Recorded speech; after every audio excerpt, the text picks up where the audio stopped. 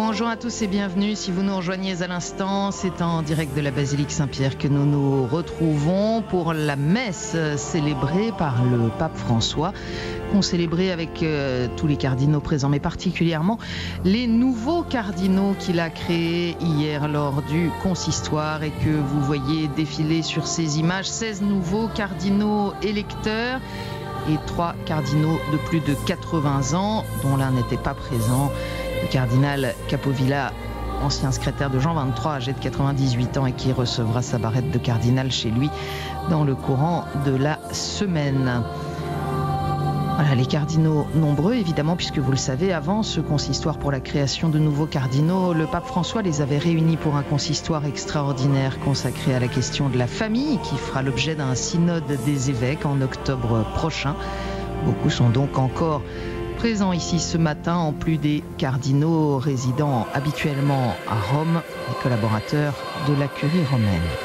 Nous nous préparons donc à entrer dans cette célébration, 7e dimanche du temps ordinaire.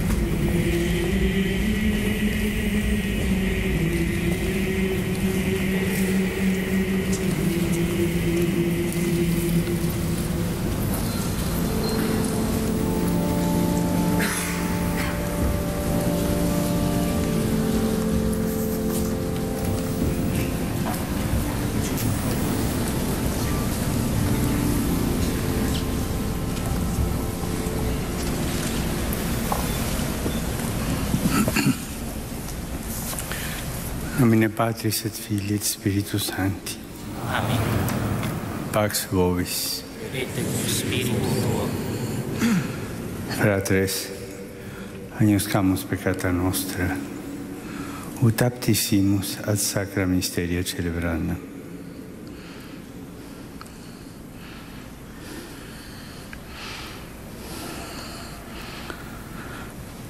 Confiteor Deo omnipotenti, et vobis fratres, et peccatis, cogitatis, verbo, amoris, mea culpa, mea Dio Deo, mea Sancta Virgine, omnes santos, et vos fratres, orare pro me, ad Dominum Deum nostrum. Miseriatur nostri, omnipotens Deus, et dimissis peccatis nostris perducat nos ad vitam aeternam. Amen.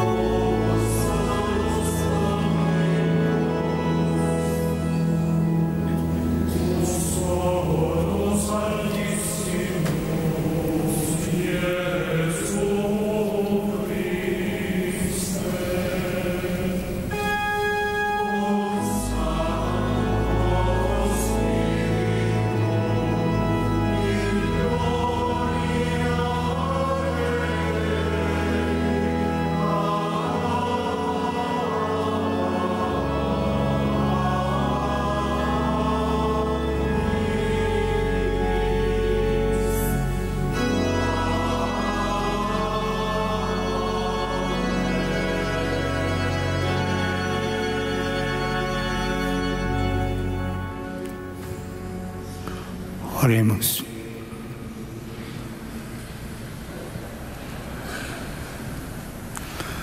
Presta quesumus omnipotens Deus, ut semper rationabilia meditantes, coetivis sunt placita, edictis et sequam et factis. Per Dominum nostrum Iesum Christum, Filium Tuum, qui te convivit et regnat in unitate Spiritus Sancti Deus, per omnia saecula saeculorum. Amen.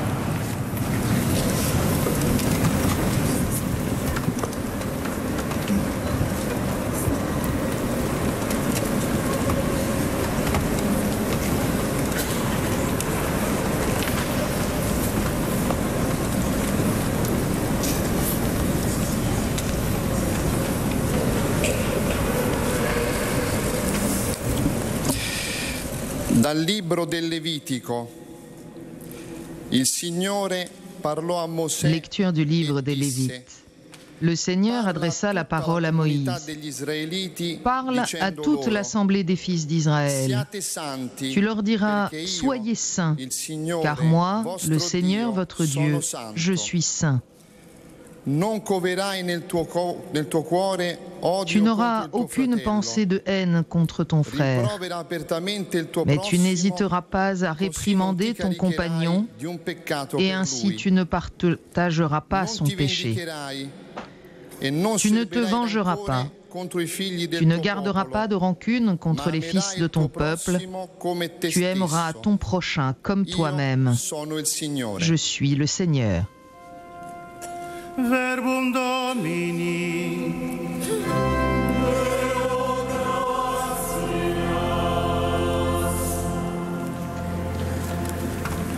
Et l'on chante le psaume 102. Bénis le Seigneur, ô mon âme, bénis son nom très saint, tout mon être.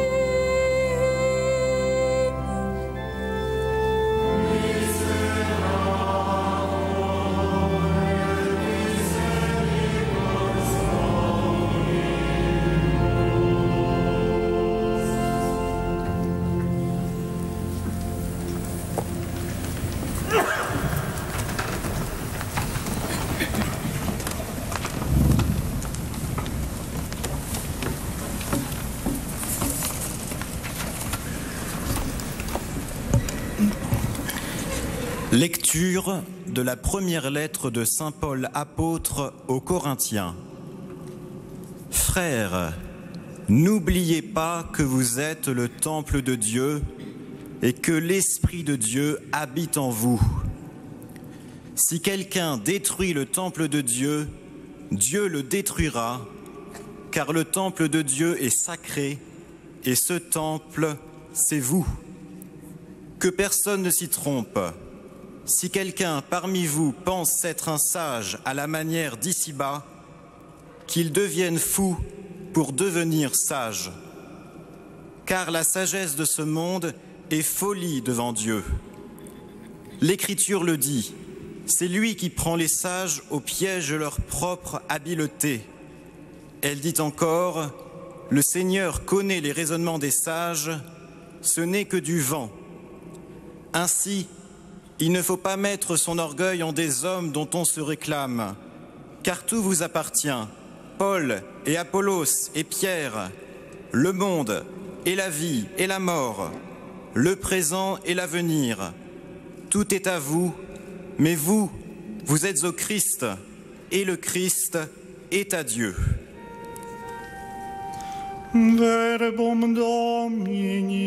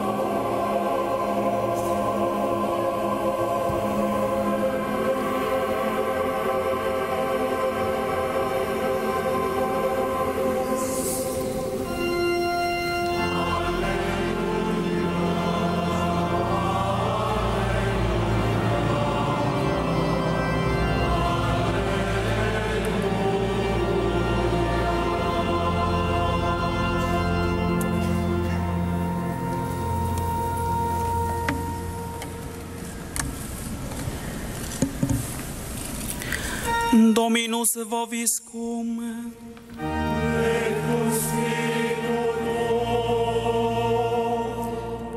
Lectio Sancti Evangelii secundum Mateum.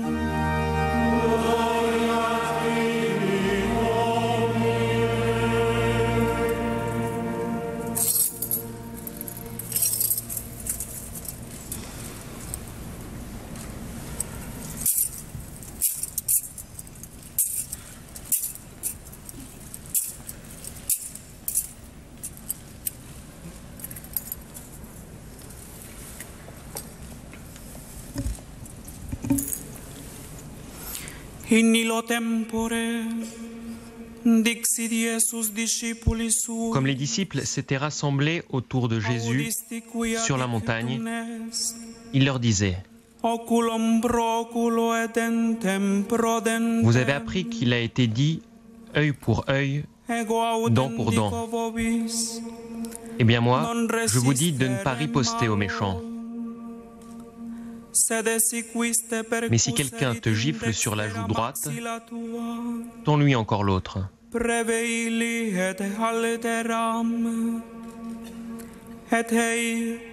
Et si quelqu'un veut te faire un procès et prendre ta tunique, laisse-lui encore ton manteau. Et si quelqu'un te réquisitionne pour faire 1000 pas, fais-en 2000 avec lui. Donne à qui te demande, ne te détourne pas de celui qui veut t'emprunter.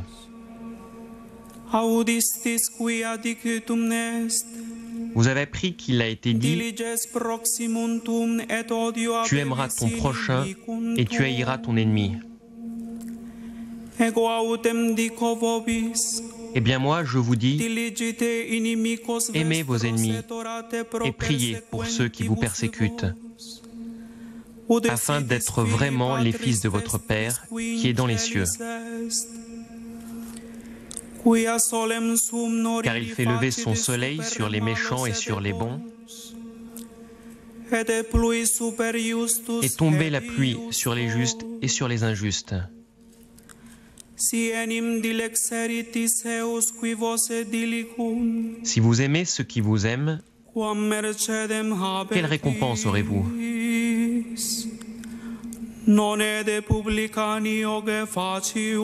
Les publicains eux-mêmes n'en font-ils pas autant? Et si vous ne saluez que vos frères, que faites-vous d'extraordinaire? Les païens eux-mêmes n'en font-ils pas autant?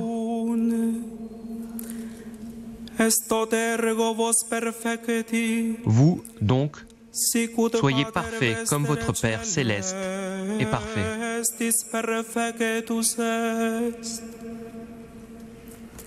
Verbum Domini.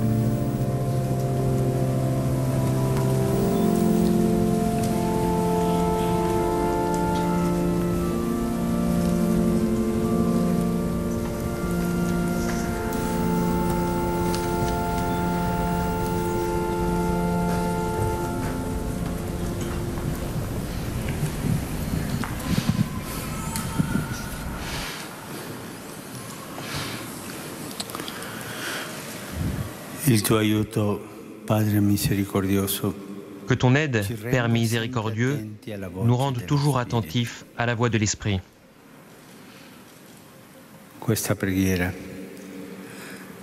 Cette prière, prononcée au début de la messe, nous appelle à une attitude fondamentale. L'écoute de l'Esprit Saint qui vivifie l'Église et l'anime. Par sa force créatrice et rénovatrice, l'Esprit soutient toujours l'espérance du peuple de Dieu en marche dans l'histoire et soutient toujours, comme paraclet, le témoignage des chrétiens. En ce moment, nous tous ensemble, avec les nouveaux cardinaux, nous voulons écouter la voix de l'Esprit qui parle à travers les Écritures proclamées. Dans la première lecture, a résonné l'appel du Seigneur à son peuple. Soyez saints, car moi, le Seigneur votre Dieu, je suis saint.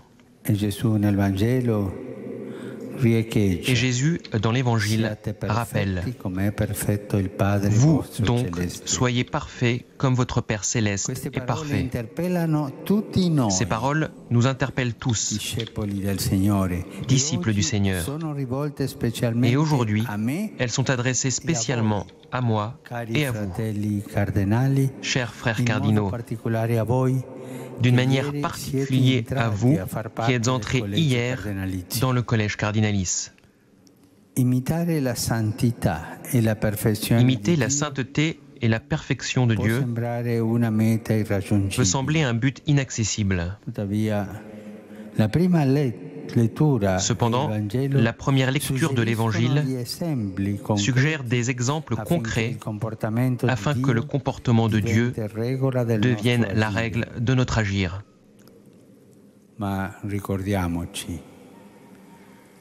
Mais rappelons-nous que sans l'Esprit Saint,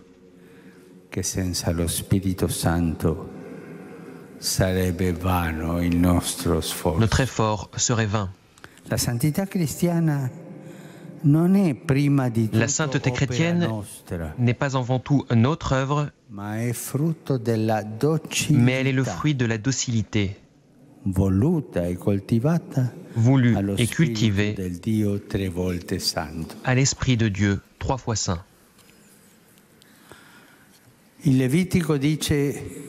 Le Lévitique dit: tu ne haïras pas ton frère dans ton cœur. Tu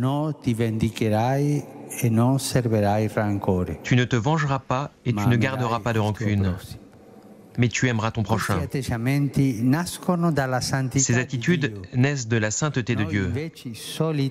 Nous, au contraire, nous sommes si différents, si égoïstes et orgueilleux. Pourtant, la beauté et la beauté de Dieu nous attirent, et l'Esprit Saint peut nous purifier. Il peut nous transformer, il peut nous modeler jour après jour. Par un travail de conversion. Conversion du cœur. Conversion à laquelle nous sommes tous appelés. Vous, les cardinaux, et moi. Conversion.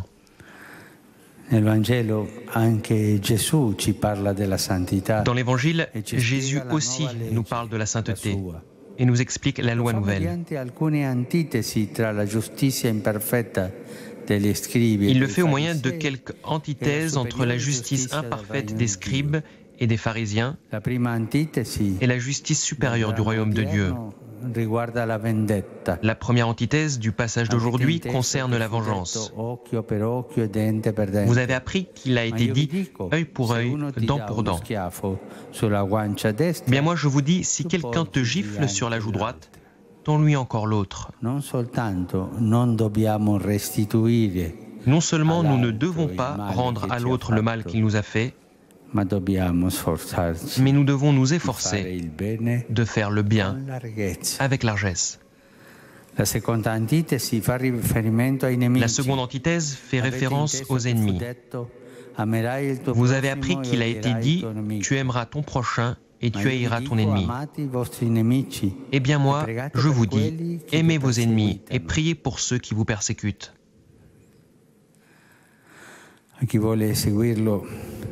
À celui qui veut le suivre, Jésus demande d'aimer celui qui ne le mérite pas, sans contrepartie, pour combler les vides d'amour qu'il y a dans les cœurs, dans les relations humaines, dans les familles, dans les communautés, dans le monde. Frères cardinaux, Jésus n'est pas venu pour nous enseigner les bonnes manières, des manières de salon. Pour cela, il n'y avait pas besoin qu'il descende du ciel et meure sur la croix.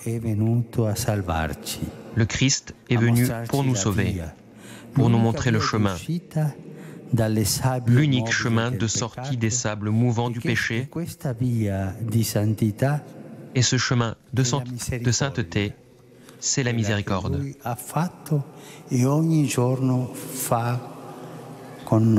Il l'a fait et le fait chaque jour avec nous. Être saint n'est pas un luxe. C'est nécessaire pour le salut du monde. C'est ce que le Seigneur nous demande. Chers frères cardinaux, le Seigneur Jésus et notre Mère l'Église nous demandent de témoigner avec beaucoup de zèle et d'ardeur de ces attitudes de sainteté.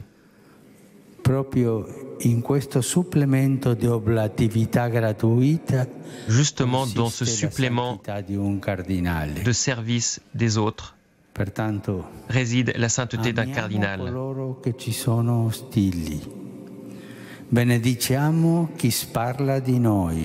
Par conséquent, aimons ceux qui nous sont hostiles, bénissons celui qui dit du mal de nous. Saluons d'un sourire celui qui peut-être ne le mérite pas. N'aspirons pas à nous faire valoir, mais opposons la douceur à la tyrannie, oublions les humiliations subies. Laissons-nous toujours guider par l'Esprit du Christ qui s'est sacrifié lui-même sur la croix pour que nous puissions être des canaux par lesquels s'écoule sa charité. C'est l'attitude, c'est la conduite que doit observer un cardinal. Le cardinal, je vous le dis spécialement à vous, entre dans l'église de Rome. Il n'entre pas dans une cour. Tous évitons et entraidons-nous tous pour éviter des habitudes et des comportements de cour. Intrigues, bavardage, cercle, favoritisme, préférence. Que notre langage soit celui de l'Évangile. Oui, oui, non, non. Nos attitudes, celles des béatitudes. Et notre route, celle de la sainteté.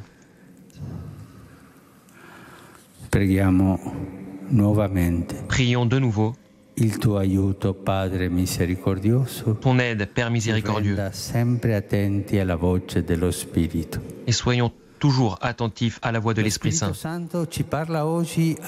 L'Esprit Saint nous parle aujourd'hui aussi à travers les paroles de Saint Paul. Vous êtes le temple de Dieu. Le temple de Dieu est sacré et ce temple, c'est vous. Dans ce temple que nous sommes, se célèbre une liturgie existentielle, celle de la bonté, du pardon, du service, en un mot, la liturgie de l'amour. Notre temple est comme profané si nous négligeons nos devoirs envers le prochain. Quand dans notre cœur, le plus petit de nos frères trouve place, C'est Dieu lui-même qui y trouve place. Quand ce frère est laissé dehors, c'est Dieu lui-même qui n'est pas accueilli. Un cœur vide d'amour est comme une église désaffectée, soustraite au service divin et destinée à un autre. Chers frères cardinaux, restons unis dans le Christ et entre nous. Je vous demande de me demeurer proche par la prière, le conseil, la collaboration. Et vous tous, évêques, prêtres, diacres, personnes consacrées laïques, unissez-vous dans l'invocation de l'Esprit Saint, afin que le collège des cardinaux soit toujours plus ardent de charité pastorale, davantage rempli de sainteté, pour servir l'Évangile et aider l'Église à rayonner l'amour du Christ dans le monde.